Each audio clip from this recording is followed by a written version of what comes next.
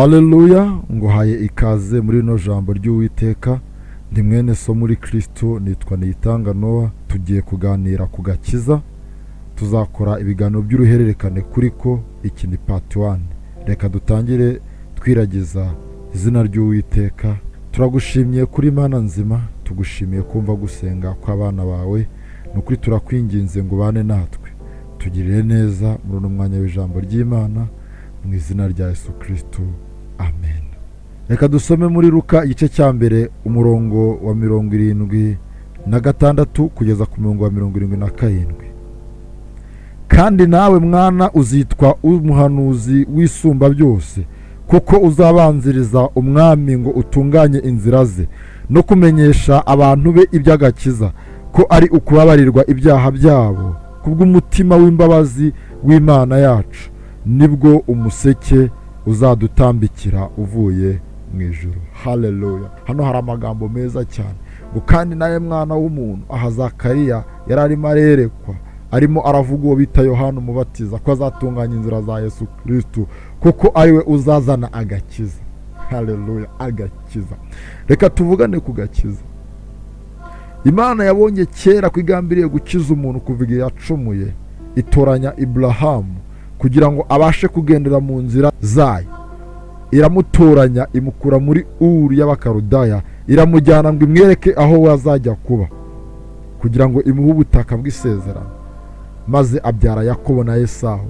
Yakobo Imana bari witoranya kugira ngo azitwe Isirayeli, maze akomokeho n'Abisirayeli, kugira byibuze Imana igire ishanga ry'abantu bayishimira kandi bayikorera, ibakuye mu mahanga yose. Nuko Yakobo ari we wakomotsweho Isirayeli abaho gutyo, ndetse ubwoko bwa Isirayeli bubaho bwubaha Imana, ariko ntibagera ku mwuzuro w'icyo Imana yashakaga.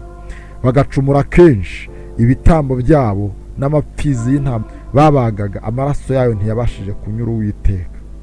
Niko Imana yateguye umwana wayo bita Yesu Kristo w'ikinege, kugira ngo aze mu isi, maze uzamwizera wese ntazigera arimbuka, ahubwo azahabwa ubugingo buhoraho. Nibwo Imana yamuteguye, araza abambwa ku giti, arambura amaboko hagati mu kirere, umusaraba ubumuhuza hagati y'isi n'ijuru, maze Yesu Kristo aritanga kugira ngo umunyabyaha nkanjye n'undi uwo ari we wese acungurwe. Agakiza naho kahereye. Nuko maze Zakariya yavuga ngo Yohana ngo nawe azavuga iby'agakiza. Agakiza tubonera muri Yesu Kristo karimo byose. Niyo mpamvu mu ba Efesi igice cya mbere bavuga ngo Imana yafashe Yesu Kristo imushyiramo byose, maze irangije iramuduha. Ikibazo gisigara ni kimwe, kwibaza ko umuntu ese nabasha kugendera mu gakiza, ese nabasha kugendera mu nzira z'Uwiteka. I am telling you the truth, ndakubwiza ukuri, birashoboka. Haleluya. Birashoboka ko wagendera mu nzira z'Uwiteka, birashoboka ko wagendera mu gakiza. Umubyeyi wasamye agasama uyu munsi, agasama inda, ntabwo wabasha kumumenya ngo umutandukanye n'utari wasama, kuko indi bitari yakura, ni urubuto. Ariko uko igihe gishira, urubuto rurakura, umubyeyi ukabona aratwite. Cyangwa se uko ibihe bishira, warateye urubuto mu butaka, niko rubyimba rugatunguka ku butaka, umuntu akamenya ko wateye urubuto. Ni nuko n'agakiza rero gateye, nuko Yesu Kristo akora. Iyo ageze muri wowe arakura. Nuko umubyeyi avanwa n'ibintu byinshi, akabicika wenda ibyo yakundaga kurya n'ibindi, niwo atwite. Niko na Yesu Kristo iyo akurimo agenda gukura ku bindi bintu, agenda agukura ku bintu byari byarakunaniye, ku bubata, ku bindi byose. Hano batubwiye agakiza, batubwiye ko agakiza gakiza indwara, gakiza imivumo, gakiza buri kimwe. Ni agakiza gakiza n'ibyaha. Niko twaherewe muri Yesu Kristo. Inzira y'agakiza ni inzira ndende, kandi uwigendamo wese agomba kuba yejejwe. Niyo mpamvu nkwinginga ngo niba utari wakira agakiza uyu munsi ukakire, kandi niba nawe ukarimo ukomeze utwaze, ukomeze utware, kubera yuko agakiza ni keza. Nyuma y'agakiza abantu benshi banga kujya mu gakiza, banga gukizwa bashingiye ku kintu gikomeye, bakavuga ngo nidukizwa tuzabivamo. Ariko ndakubwiza ukuri ko iyo ikintu ukinjiyemo, hari igihe birangira nacyo kikwinjiyemo. Hari igihe utangira ujya mu kintu bikarangira nacyo kikugiyemo. Niwinjira mu gakiza, nako kazakwinjiramo. Haleluya. Sema haleluya. Niwinjira mu gakiza, nako kazakujyamo. banza wumve yuko Uwiteka azakugirira neza, Uwiteka azakurengera kandi azaguha umutima wicuza, azaguha n'umutima wihana. Icyo nicyo twita agakiza. Reka dusome isomo dusa nkaho dusoza, riboneka mu gitabo cya Yesaya igice cya 35 umurongo wa 8, kugira ngo tuvugane kuri iyo nzira, kugira tuvugane kuri iyo nzira y'agakiza, kugira tuvuge kuri iyo nzira y'Uwiteka yaciriye abari mu isi kugira bayikirizwemo. Kandi mwibuke yuko Imana yavuze ikirahira ngo nta rindi zina abantu bo mu isi bahaye ngo bakirizwemo uretse izina rya Yesu Kristo, kandi ngo niwe nzira y'ukuri n'ubugingo. Birakwiye kukizwa uyu munsi, birakwiye ko niba warakijijwe nawe, Imana yabwiye Adamu na Eva ngo mubyare mworoke isi yose. Uburyo byahindutsemo, isi yaruzuye, uburyo byahindutsemo cyangwa se uko mu isezerano rishya Imana itubwira, ubwami bw'Imana bugomba kwaguka, tugomba kubyara tukororoka isi yose. Ese hashize igihe kingana ute uzanye umuntu umwe byibuze kuri Kristo? Ese umaze guhindura abantu bangana bate ngo turi inzandiko zanditsweho zisomwa na buri wese? Ese wowe umaze guhindura abangahe? Icyo nicyo tubazwa.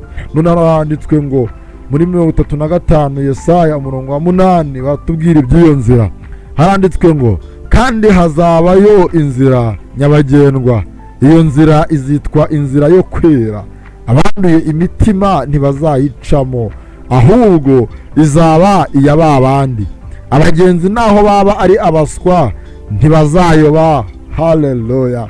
Ngo naho twaba turabaswa, ngo naho yaba ari umuntu utarakandagiye mu ishuri ntazayoba, yaba ari umuntu utazi gusoma no kwandika ntazayoba, yaba ari uwatawe mu miryango y'abishoboye no mu ntiti ntazayoba, yaba ari umuntu uciriritse ku rwego rwo hasi, ngo n'uwo nguwo nawe ntazayoba, kuko azayoborwa n'Umwuka Wera.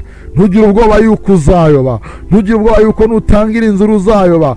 Injira mu gakiza uyu munsi, injira mu gakiza uyu munsi wa none. Ongera wisuzume mu gakiza wahawe, ongera wisuzume mu gakiza Imana yaguhaye, ongera wisuzume mu gakiza Imana yagusezeranyije, kuko naho yaba ari umuswa ntazayoba, kuko naho yaba atareba ntazayoba, kuko naho yaba atumva ntazayoba. Uyu munsi wumva agakiza k'Imana yawe uyu munsi. Haleluya. Sema haleluya.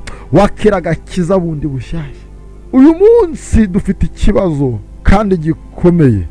Umuntu aravuga ati nakiriye agakiza, ati njye navukiye mu miryango ikijijwe, ariko yuko agakiza atari koperative ni nabyiza kuyivukiramo. Ariko ikibazo kiragira gute? Niba agakiza warakakiriye kuko kaguhinduyeho iki? Yesu Kristo yaje mu isi asaturamo isi kabiri, maze haboneka kuvuga ngo mbere ya Yesu Kristo na nyuma ya Yesu Kristo mu kubara imyaka. Ni ukuvuga ngo yaje mu isi ibintu birahinduka, yaje mu isi ibintu bihindura uburyo, kandi koko ikintu gikomeye kibayeho ibihe birahinduka. Nk'urugero iyo tubara ibihe mu Banyarwanda turavuga ngo mbere y'ubukorone na nyuma y'ubukorone, kubera ko ubukorere bwaje ari ikintu cyahinduye ubuzima bw'abana b'abantu. Niba Yesu Kristo yaraje muri wowe, yahinduye iki muri wowe? Wowe wahindutse iki? Niki waretse? Byandike 1 2 3, ntubitubwire. Ariko se niki waretse? Niki yaguhinduyeho? Uyu munsi ndakwinginze kugira ngo niwumva ijwi rikomanga uhinduke, kandi uhinduke uhindutse, kuko ngo naho baba ari abaswa ntibazigera bayoba. Imana ni nziza cyane ku buryo yiteguye kutugirira neza. Ni ibiganiro by'uruhererekane ku gakiza. Uyu munsi turi kurebera hamwe agakiza icyo ari cyo, icyo gakiza n'ukuntu gafasha, niyo nzira yayo uburyo utagomba kuyitinya. Ndagutinyura uyu munsi ngo uyicemo, kandi mwebwe muyirimo, kandi mwe mwamenye ibanga mukayijyamo, nimukomere mutwaze, nimukomere mutware, nimukomere mushikame. Haleluya. Nimukomere mwuzure imbaraga, kuko mu gihe gikwiriye muzuzuzwa ubuntu bw'Imana, ko mu gihe gikwiriye muzabona byose. Uko umwana w'ikirara yagarutse akagarukira se akamwakira akamuhobera, niko aho waba waragiye hose, niko aho waba ubarizwa hose, aho waba uri hose uyu munsi, nugarukira Imana irakwakira, nugarukira Imana irongere kukundi, nugarukira Imana irongere ibane nawe. Ndagushimiye cyane mwene data, wewe wumvishije kandi ukareba ino video, ni ukuri ni ikintu cyiza cyane. Ukomeze ubane natwe, ukomeze ukurikire inyigisho nzima, kugira mu gihe gikwiriye uzabashe guhinduka.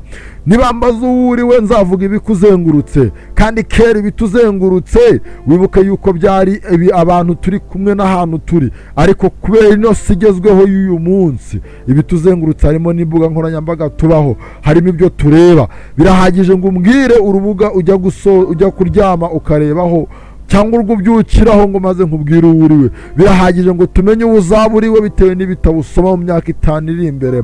Birahagije ngo tumenye icyo uzaba uri cyo bitewe n'ibintu ureba mu myaka 5 iri imbere. Nuko rero reba ibintu bizima, reba ibintu bigufitiye umumaro. Tangira wumva ama audio n'ama video yarebe afite umumaro kuri wewe, kugira ngo abashe kuguhindura. Aho urahazi, natwe aho dokuye turahazi, kandi aho wifuza kugera nawe urahazi. Ndakwinginze komera ushikame, komeza utwaze muvandimwe, komeza utwarane uyu munsi, komeza ugire imbaraga uyu munsi mu izina rya Yesu Kristo, kuko Imana ari nziza izabasha kugutabara. Kandi ntubabazwe, kandi ntugire ubwoba bwo kugeragezwa, ngo kuko na Yesu Kristo yabanjije kugeragezwa, ngo ariko uwo nguwo wabasha no gutabara, ngo abageragezwa bose agendana nabo, abageragezwa bose abana nabo. Ni ukuri Imana ni nzima kuri twebwe, kandi izaturengera, kandi izakomeza kutugirira neza. Reka dusenge wowe twabanye uyu munsi, reka dusengane dusaba Imana imbaraga zo kudukomereza agakiza. Niba ntakufite, ndakwinginze subiramo no magambo ugira uti: ndatura ko Yesu Kristo ari umwami n'umukiza wanjye. Ndemera ko Yesu Kristo yampfiriye akazuka ku bwanjye. Ndemera ko ndi umwana w'Imana mu izina rya Yesu Kristo, amen. Ngaho mureke dusenga. Turagusenga kuko uri Imana nzima, turagusenga kuko urengera abana b'abantu. Ni ukuri watugiriye neza, twabonye neza yawe. Komeza utugirire neza, komeza udutsindishirize, komeza uturengere mu izina rya Yesu Kristo, mu izina ry'Imana ihambaye. Wuzuze umugisha ku bazumva bakanareba, wuzuze umugisha ku bantu bose bagukiranukira, wuzuze umugisha ku bashakisha mu maso hawe kandi bazakubona mu izina rya Yesu Kristo.